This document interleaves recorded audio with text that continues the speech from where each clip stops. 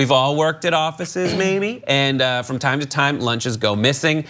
Comedian Zach Toscani works at an office, and he launched a thread about some stolen shrimp fried rice that just was so much intrigue. We'll show some of the tweets. Let's start off really quick with the first ones. A coworker got his lunch stolen, and they've agreed to let him watch the security camera tape. This is the most excited I've ever been at any job ever, ever. Next up, the lunch in question was shrimp fried rice, which means this escalates from a misdemeanor to a felony, no doubt. Case facts, lunch was in fridge for less than an hour before it vanished. Whoa. No shrimp smell remnants in the microwave or kitchen area. That is so important. It is. I worked with this guy who always had fish for lunch. It was like something disgusting. It was so bad. He was always going, ugh. He really made it stink in that office. A professional hit, no doubt. Holy S, he's back. He watched the tape. He knows who did it. Okay, then there's like a whole sting operation and some messing around with people that we'll get into. But first thoughts, 5 words or less. Hand it over, shrimp. Stolen shrimp, true crime story. Who ate my Chobani flip? Shrimp fried rice with tea. Ooh, yeah. I like that one. Oh God. Okay, so right now we're at this part in the story where like it's just like he's about to watch the security tapes. Right. You guys read this thread. What did you think? It's so hilarious, and I feel like there's something so exciting about catching somebody do something, especially lame as stealing somebody's lunch from the fridge. Yes. But working in a place like that where you do have to put your lunch in like a communal area, it's serious. It is lame. But it is also so serious. Yes, and potentially like very much day ruining. Like if you go in there, that Chobani friendship ruining. Yes. That Chobani flip 5 words, like I felt that. Right. I remember when I worked at this place called they did House Hunters, a company that did House Hunters, and they were very militant about you labeling your food because things had gone down and before my time, and everything was labeled, and there was all this stuff like put on places, and people would write on their little flyers, they would just be like, "This is Mike S's, no one else touch," and then someone would have like a little sticky note underneath that. They'd be like, "Unless it is still here by this date, then we can." Like it was like this whole thing. So like that stuff, people care. People care. The saddest part is how much you find yourself caring about like your shrimp fried rice. You're just like, this is so sad how depressing it is that I'm like, God, someone got rid of my shrimp fried rice and I'm pissed off. It's not depressing. It is. Shrimp fried rice. I wanted to be a doctor. Is delicious, okay? Depends on where you get it from, but Yang Chow rice is with all the meats in it. But at my day job, they clean out our fridge every. I can't even talk. Thanks, Brett. Go ahead, finish my sentence.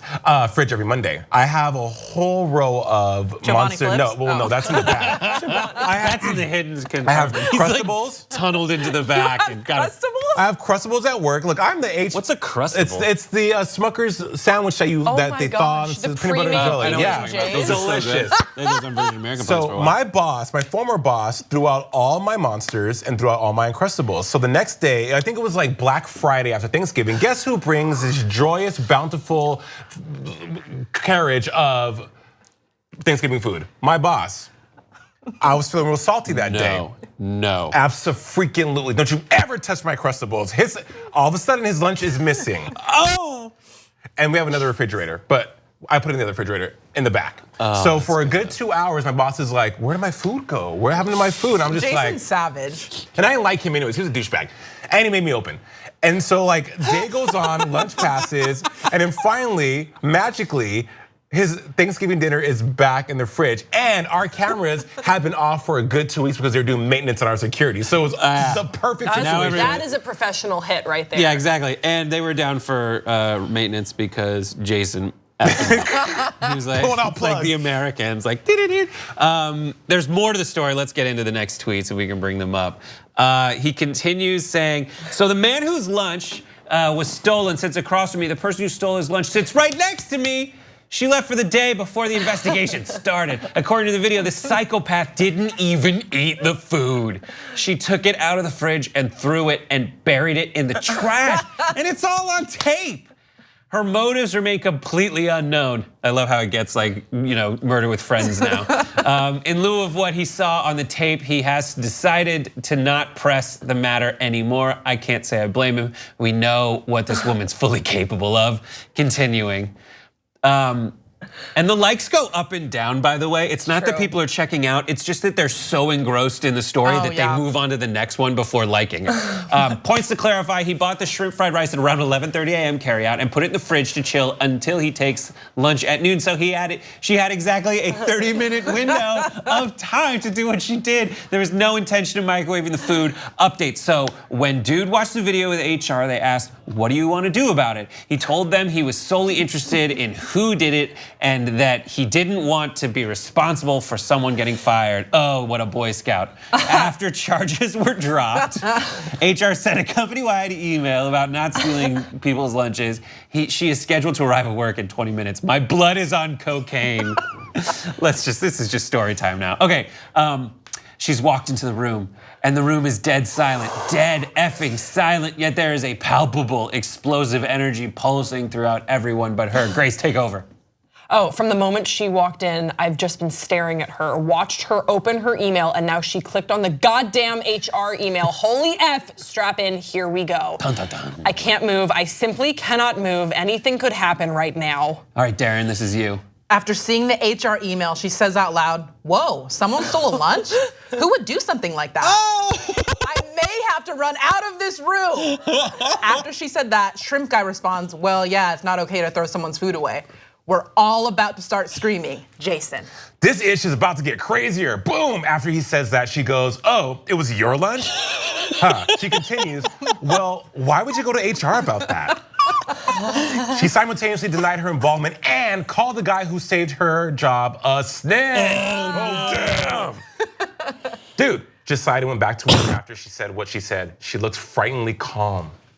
She is cold-blooded. I'll keep updating if anything else occurs, but all I can say is that everyone in the office, from the janitor to the founder, knows what she did.